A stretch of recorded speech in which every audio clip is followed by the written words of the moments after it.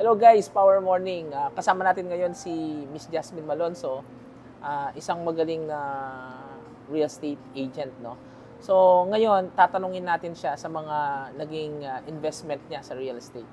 Ma'am Jas, di ba meron kang nabiling lote? Yes sir, meron po. Saan area yung nabili mo? Meron po akong lote sa Tangle, Mexico. Meron ako nabili doon. Magkano mong nabili dati? Year 2022, nabili ko yan ng 2,500 per square meter. Oh, mura. Ngayon, magkano na yung bilihan doon? Ngayon po, nasa 4,500 na. 4,500 per square meter. Oh, so, nabili mo ng 2,500. Nabili niya ng 2,500 guys, no? Ngayon, 4,500. So, for 2 years, almost double na, no? Oh, yung presyo ng lupa. So, ano ba yung plano mo dun sa lote na yun? Tatayuan mo ng bahay, ibebenta mo, o whatever? Anong gagawin mo? For now, wala pa akong hindi ko pa naisip kung anong gagawin ko. Pero, at least, nandyan lang siya. Tumataas yung value niya every year. No? Tulad noon, 2005 lang dati. Ngayon is 4,500 na. Ngayon, iniisip ko pa kung anong gagawin ko. Is either tatayuan ko ng bahay or in the future, ibebenta ko na mas mataas na. Actually, kung ibebenta, no? Kasi kung nilagay niya yung pera niya sa bangko, hindi naman magiging ganun yung appreciation. Kumbaga sa bangko nga, talo pa tayo sa inflation. So, kung hihintayin mo yon, siguro after 1 year or 2 years, baka 5,000 or 6,000 per square na. So, it's a very good investment.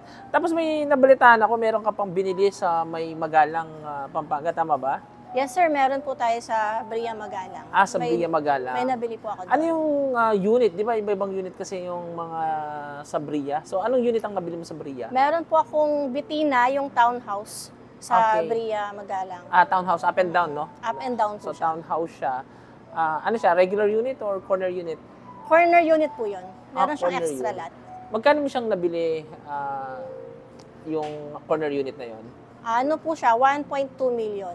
Oh, 1.2 million. Ilang square meter nga kasi yung lupa niya? 84 square meter. 84 square meter. Tapos, yung structure na, ano yung, ano niya? Bear type po siya. Bear type siya. Tapos, ilan ang floor area niya?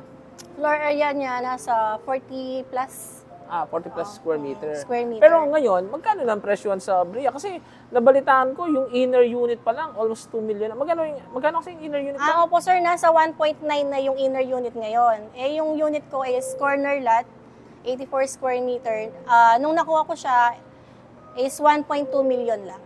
Oh, so more or less, ang corner lot ngayon, corner unit ng Betina sa Bria, more or less, nasa 2.3, no? Tama, opo. So, tingnan nyo guys nabili niya ng 1.2 million. Ngayon, ang presyo ng kanyang corner lot na may bahay na Betina unit ay nasa 2.3. So, it's a good buy, no?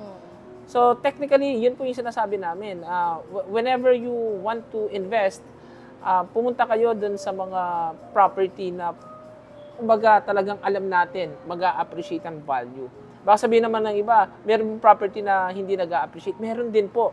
Yung lote, sabi ko nga, laging nag-a-appreciate yan. Pero yung structure talagang kumbaga, nagde-depreciate yan. Pero may mga area na talagang yung pagtaas, talagang sobrang taas. On that case, no, sa Bria, from 1.2 na muna nabili, ngayon ay nasa 2.3 na. So, sa mga tagapanood po namin, I suggest, imbis na itago nyo sa bangko yung mga pera ninyo, invest natin ito sa real estate. Kasi sa real estate, sigurado, lalago yung ating mga pera. Lalo na kapag lot only. Yun ang lagi ko kasing ina-advocate. Yung lot only talagang sure na sure yun. Talaga mag-a-appreciate.